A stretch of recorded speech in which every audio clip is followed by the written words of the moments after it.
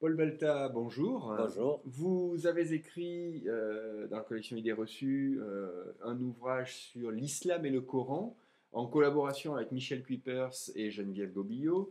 L'islam et le Coran, l'histoire, les textes et les pratiques d'un milliard et demi de musulmans.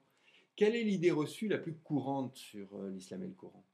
Eh bien, l'idée reçue la plus courante sur l'islam et le Coran est, à mon avis, l'islam a toujours été en guerre contre l'Occident.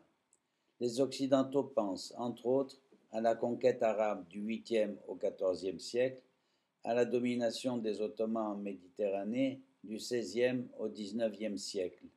Et ils ont tendance à oublier que pendant des siècles, il y a eu une coexistence et même une coopération pacifique entre juifs, chrétiens et musulmans au Maghreb et dans le monde arabe. Eh bien, et finalement, mine de rien, c'est peut-être l'Europe qui a été la plus violente dans la région.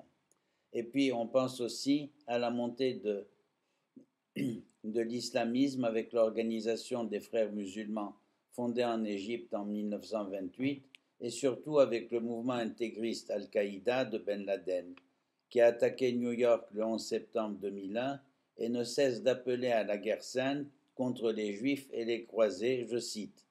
Nous démontrons dans notre livre que c'est en parfaite contradiction avec plusieurs sourates du Coran, parole de Dieu, car juifs et chrétiens font partie, comme eux, des gens du livre.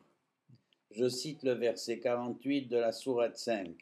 Si Dieu l'avait voulu, il aurait fait de vous une seule communauté, mais il voulait vous éprouver par les dons qu'il vous fait.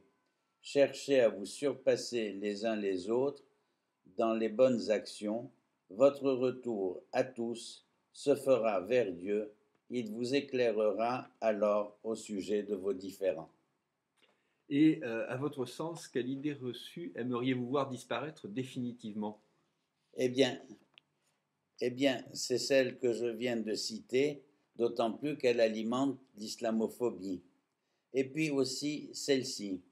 La civilisation arabe et musulmane n'a rien inventé, enfin que je voudrais citer, car elle engage l'avenir. En effet, du 8e au 14e siècle, cette civilisation a été à la pointe de la modernité. Il y a certes eu un miracle grec dans l'Antiquité, mais il y a eu aussi un miracle arabe au Moyen Âge, celui des savants et des penseurs qui ont choisi de rédiger leurs travaux dans cette langue alors qu'ils étaient persans, berbères, andalous, juifs, etc. Ils ont exploré tous les domaines du savoir et procédé à de nombreuses inventions. Je cite astronomie, mathématiques, physique, chimie, médecine, philosophie, géographie, architecture, botanique, histoire. Je rappelle aussi que les chiffres arabes de 1 à 9 que nous utilisons ont été inventés au Maghreb, parce que leur graphie au Proche-Orient est indo-persane, et ils ont été introduits dans l'Europe chrétienne par le moine Gerbert d'Aurillac lorsqu'il est devenu pape en 999 sous le nom de Sylvestre II. Ils nous ont aussi transmis le zéro qui vient de l'Inde au XIIe siècle. Sans tous ces apports, la Renaissance européenne n'aurait pas vu le jour ou aurait été plus tardive. Si cette idée reçue est répandue en Occident, elle l'est aussi dans le monde musulman, depuis qu'il a commencé à décliner au XVe siècle.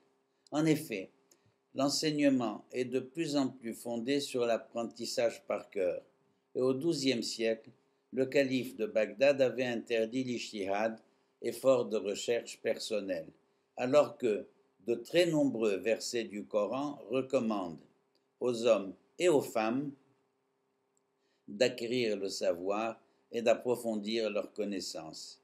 C'est pourquoi les nouveaux penseurs de l'islam au XXe siècle veulent que les dirigeants politiques et religieux renouent avec leur âge d'or et encouragent à nouveau la recherche et l'innovation. Paul Balta, je vous remercie. Merci à vous.